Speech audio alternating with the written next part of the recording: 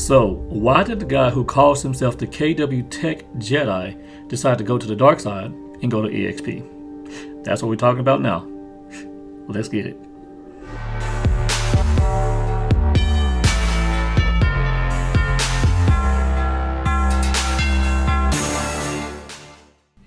Hey guys, how you doing? This is Sascha Chatman here with Chatman Realty Group of eXp, and I'm an agent here on the north side of Fort Worth, and I left Keller Williams about in January 1st to be exact, and I went to eXp. So I've had a lot of people reach out to me and ask me, why did you actually do that? You're a tech ambassador, man. You went by the Tech Jedi.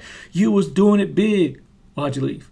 So let's get right into it. Now, I forewarn you, this is not me trying to bash K-Dub and people there, because I love a lot of those folks there, but it just didn't sit well with me, and it did not fit me. So I've narrowed this down to my top 4 reasons.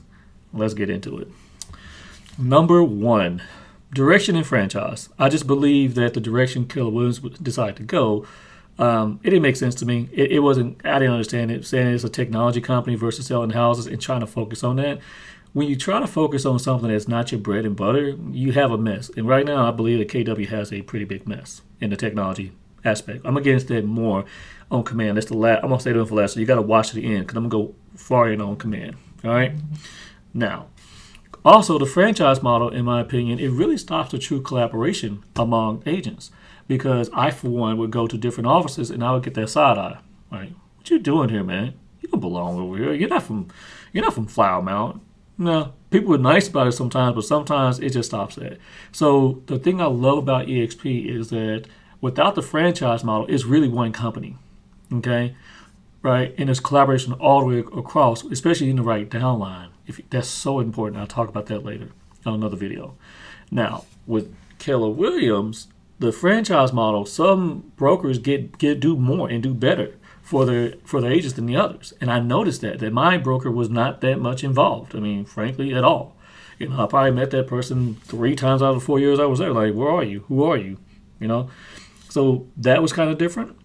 And then just that the whole franchise model just doesn't make sense, because they charge you another 6% for what reason?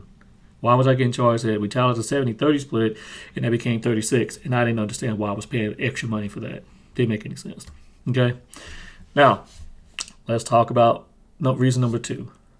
Being in the office. Everything is centered around the office versus being centered around the agent in Keller Williams. I can't replicate this in an office. I just can't.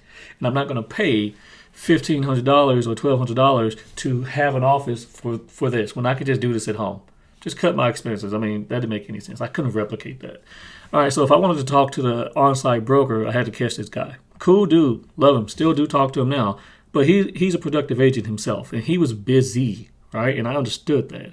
Imagine 125, 150 people trying to catch one person. That's what it was. Obviously, that's going to be difficult, and it became very difficult sometimes. And it just didn't make sense. If I need an answer now, we all need our stuff now. Meism, right?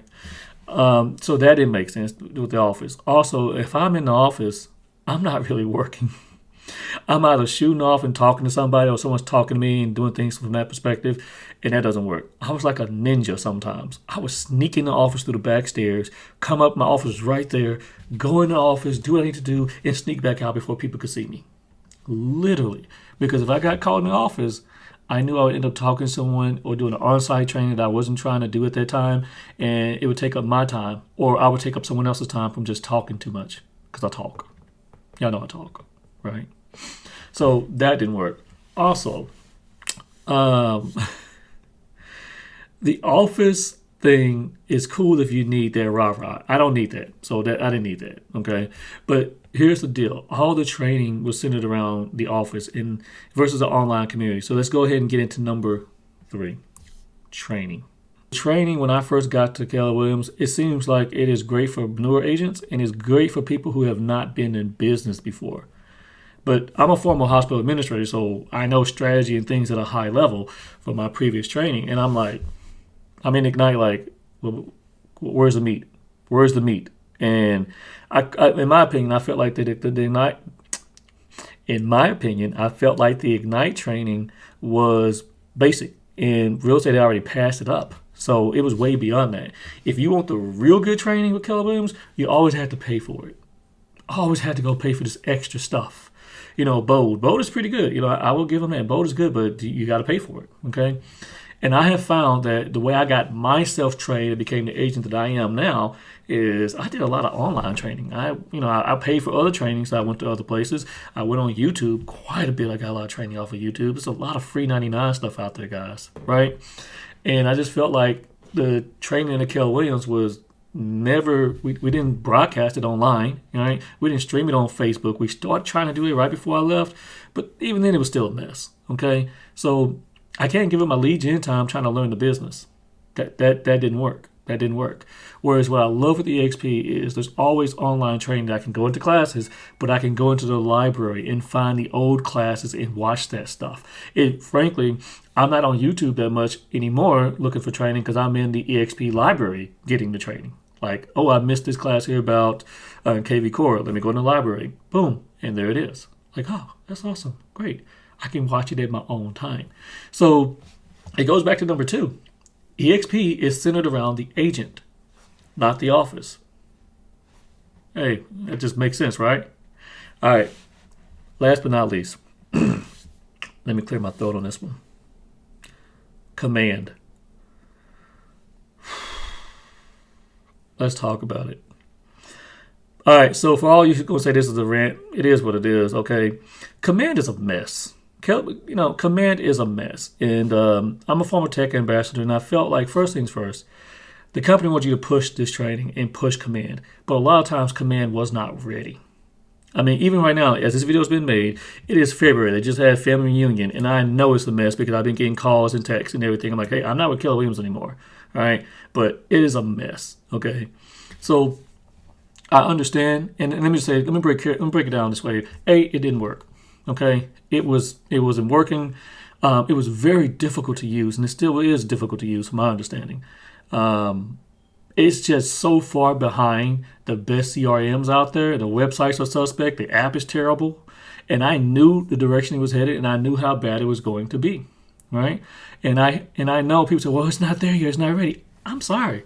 I don't have time to wait for this thing to grow up. If I had to put Command as a human being right now, Command is a toddler just learning how to walk. And when it takes a couple steps, it falls back down.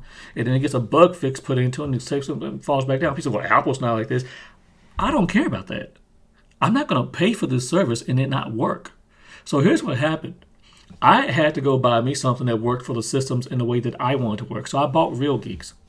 Absolutely love Real Geeks. Love it. Just everything I want. I could email, text, whatever out of it. I'll make a video about that one later. But Command couldn't do that. First the MailChimp thing fell apart. Then when you try to sign up for text message, you get charged for that. I'm like, what in the world? And the biggest problem I had with it is that I had to go in my own pocket to get my business to work the way I wanted it to. That's not cool when you already got some of the highest fees in the industry. So Command was just a bad taste in my mouth. I taught the classes because I was told to and I had to, but I felt like, it just wasn't sitting well with me. I was told to push Command as a solution when I knew it was broken and wasn't working. All right, so that's number 1 with Command. Number 2. Wow, how do I say this? I'm just going to say it. I feel like Command is tearing up the fabric of what made Keller Williams great, in my opinion. I love the company. But Command, you have a huge rift and split between Keller Williams where people are just tearing at each other in these Facebook forums. It's crazy.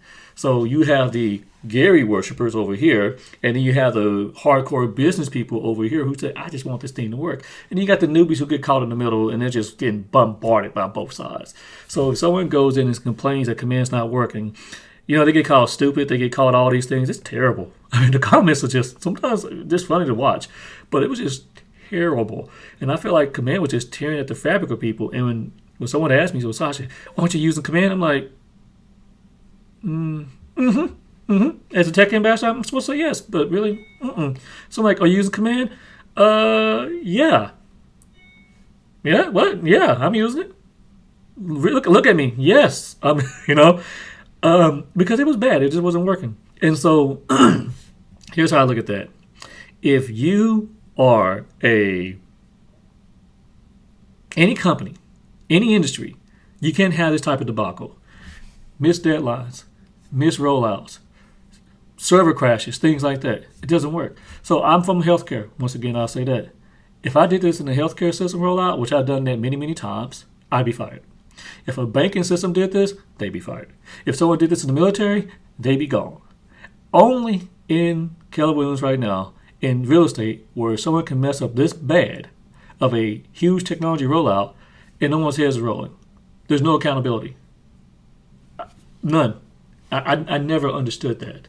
I never understood that.